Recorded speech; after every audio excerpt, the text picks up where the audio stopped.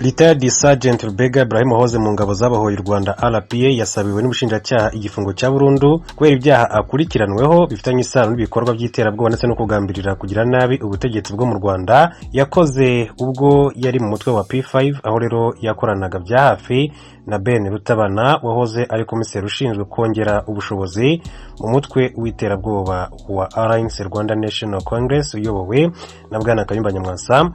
Sergeant Rubega Ibrahim wabaye mu ngabo z'u Rwanda ariko aza gusezererwa kimwe n'abandi banyamahanga bari bazirimo, n'umwe mu barwanyi 37 b'imitwe y'iterabwoba ya P5 na Rudurunana bari kuburanishwa n'urukiko rwa gisirikare mu gihugu cy'u Rwanda.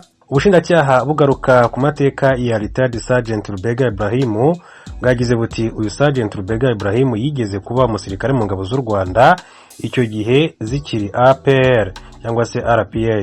Yaje gusezererwa mu bari abanyamahanga akaba afite ubwenegihugu bw'Abagande. Bwakomeje buvuga ko muri 2018 uyu mugabo yafashe icyemezo cyo kwinjira mu mutwe wa P5, buti bigeze muri 2018 nibwo yafashe umugambi wo kwihuza ndetse agasanga umutwe wa P5 ukorera muri Repubulika Iharanira Demokarasi ya Kongo mu bice bya Minembwe. Icyo gihe yanyuze i Burundi, yavuye Uganda ajya Burundi, ageze aho i Burundi rero yakirwa na bamwe mu nzego zishinzwe iperereza bari mu witwa Major Bertin, arangije amushyikiriza uwitwa Rashidi, ari naho rero yavuye ajya kuri hoteli yanyuzemo. Ubushinjacyaha bwavuze ko ubwo uyu mugabo yari akiri Burundi ngo yaje kugirana ibiganiro na Ben Rutabana wari usanzwe arwanya ubutegetsi bw'u Rwanda akaba no mu bayobozi ba P5. Buti aho rero akiri Burundi yavuganye n'uwitwa Ben Rutabana, umwe mu bayobozi ba P5, amubwira imigabo n'imigambi ya P5, amubwira intego P5 ifite. Ati kuri telefone bavugana, anamubwira ko ikigenderewe ari ugutera u Rwanda bakavanaho ubutegetsi buriho hakoreshejwe inzira y'intambara. Ati yarabyemeye, yambuka ajya muri Repubulika Iharanira Demokarasi ya Kongo, ajya mu Minembwe asanga izindi ngabo zitemewe zari zibumbiye mu mutwe wa P5, bakomezanya rero gukora amahugurwa ndetse no kunoza umugambi wabo. Muri Mata 2019 Retired Sergeant Rubega Ibrahim n'abandi barwanyi bavuye muri Kivu y'Amajyepfo bagana muri Kivu y'Amajyaruguru, bagambiriye kunyura mu karere ka Musonze mu majyaruguru y'u Rwanda, bakagaba igitero ku Rwanda kugira ngo rero bagere ku ntego yabo yo kuvanaho ubutegetsi buriho mu gihugu. Iki gihe ngo ntibyabahiriye kuko bageze mu gice cya Masisi aribwo bagabweho igitero n'ingabo za Kongo FARDC zirabatatanya, bamwe barafatwa abandi bihuza n'umutwe wa Rudi Urunana ndetse na FDLR Foka, umutwe wayoborwaga na General Afrika. Bakomeza umugambi rero uwo ari wo wose wo kuvanaho cyangwa se wo kugaba igitero ndetse no kuvanaho igitero cyagabwe ku itariki ya 5 Ukwakira 2019 mu karere ka Musonze.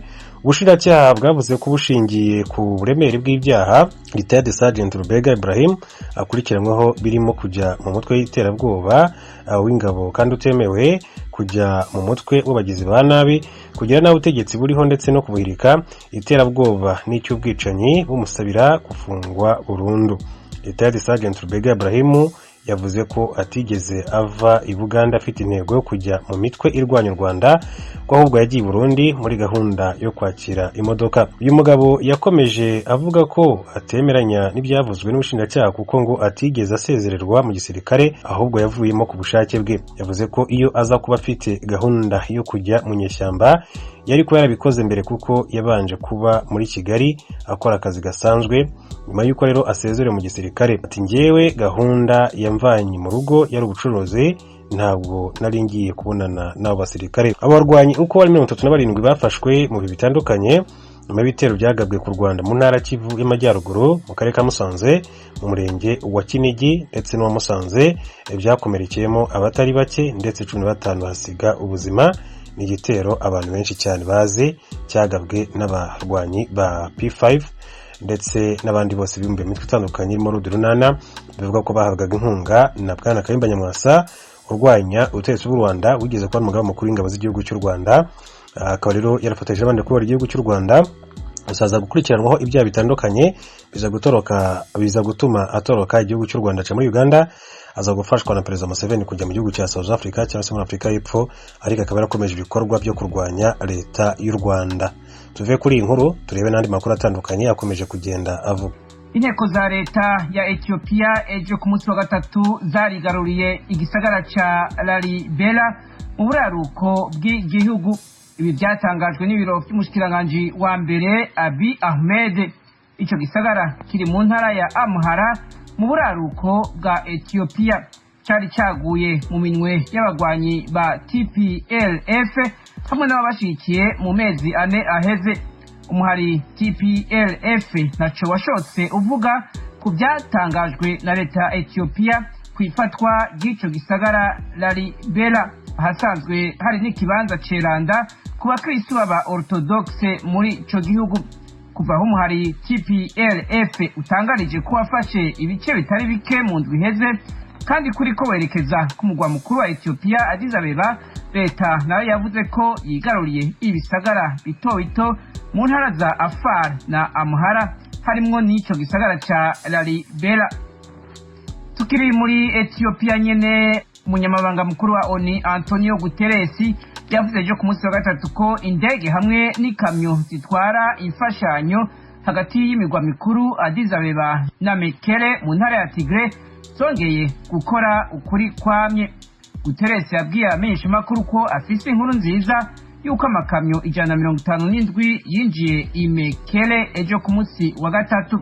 Yavuze kandi ko gusubira gutanga imfashanyo ku mugwa mukuru wa Tigre bitanga icizere ko umuryango w'ibiganiro ushobora kuzokugururwa muri kazoza ka hafi, ariko avuga ko ahangayikishijwe n'uko intambara zikibandanya, agasaba ko zihagarara ibiganiro bigatangura. Washington, ijwi ry'Amerika. Abategetsi mu gisata c'amagara y'abantu hano muri Leta Zunze za Amerika bavuga ko umuntu wa mbere yanduye ubwoko bushasha bwa corona bwitwa Omicron yabonetse muri leta ya California. Ikigo CDC kijejwe kugenzura no gucungera ingwara cyavuze ko uwo muntu yari ingenzi yatashe muri Amerika avuye muri Afrika y'Epfo ku itariki ya 22 y'ukwezi kwa11 guheze. Uyu muntu atowe mu gihe leta ya Perezida Joe Biden iriko iritegura gushiraho amategeko asaba ingenzi zose ziva mu makungu kwipimisha kugira ubwo bwoko bushasha ntiburandagate muri Amerika. Perezida Joe Biden byitezwe ko atangaza izi ngingo mu ijambo ashikiriza abanyamerika kuri uyu munsi wa kane. Mwavuga mu makungu kandi umushikiranganje ajejwe imigenderanire wa Leta Zunze za Amerika Anthony Blinken yatangaje ku munsi wa gatatu ko Burusiya busa n'uburiko bwitegura gutera igihugu ca Ukraine. Yabitangaje mu kiganiro yatangiye ku mugwa mukuru w'igihugu ca Letonia inyuma y'inama y'abashikiranganje bajejwe imigenderanire bishirahamwe ry'ukwivuna abansi b'ibihugu byo mu buraruko bw'ibahari Atlantique OTAN. Yaragabishije abategetsi b'ico gihugu ko Amerika itazoguma ireze amaboko kandi ishobora gufata ingingo zizogira ingaruka zikomeye ku butunzi bw'Uburusiya bari birinze gufata muri kahise.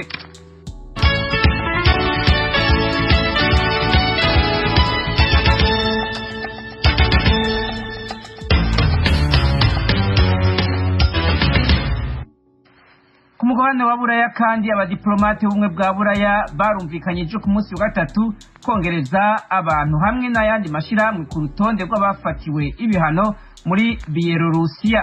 Ubumwe bwa Buraya bwagiriza ubutegetsi bwa Perezida Alexander Lukashenko gutera ubutaka bwabo mu kurungika ibihumbi by'abimukira bava mu karere ko mu buseruko bwo hagati kuvogera imbibe za Polonye hamwe na Lithuania.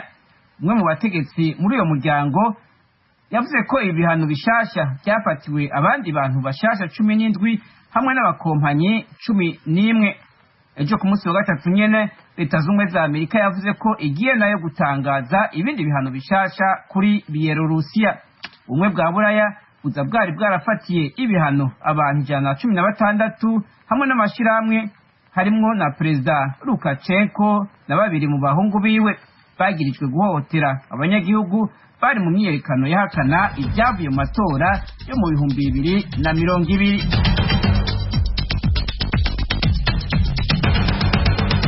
urakoze Aloyizi Bigirimana. Mukomeje kumva radio Ijwi ry'Amerika yumvikanira kuri FM 104.3 mu Rwanda, mu Burundi ni ku mirongo migufi ya shortwave kuri metero 19 na 22. Mushobora kandi kumva ibiganiro byacu muciye ku rubuga rwa internet kuri wa@radio.com na ukumbuga za Facebook, YouTube na Instagram. Adresi yacu ni radio yacu. Iwanyu mu ntara. Tuyagire mwisanzuye kw'Ijwi ry'Amerika. Ni kuva kuwa mbere gushika kuwa gatanu, kuva isaha 7 gushika isaha 7:30 z'umutaga. Iwanyu mu ntara, iwanyu mu ntara, iwanyu mu ntara.